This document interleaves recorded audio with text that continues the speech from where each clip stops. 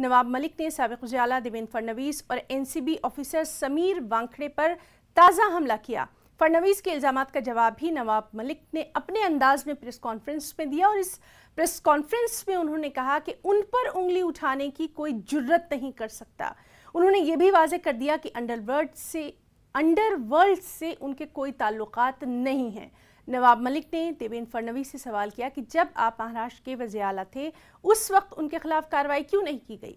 नवाब मलिक ने समीर वानखेड़े पर नया इल्ज़ाम भी आयद किया और कहा कि एनसीबी में आने के बाद वानखेड़े ने प्राइवेट आर्मी बनाई है। मंशियात का कारोबार भी यही लोग करते हैं। वानखेड़े के जरिए हजारों करोड़ रुपए की उगाही हुई है। आर्यन खान के मामले में जो साली का बयान है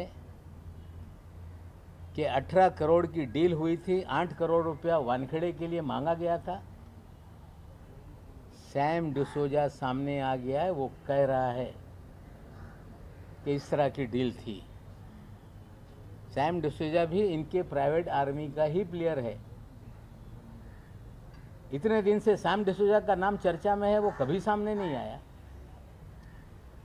इसे भी सिखा के समझा कर भेजा गया।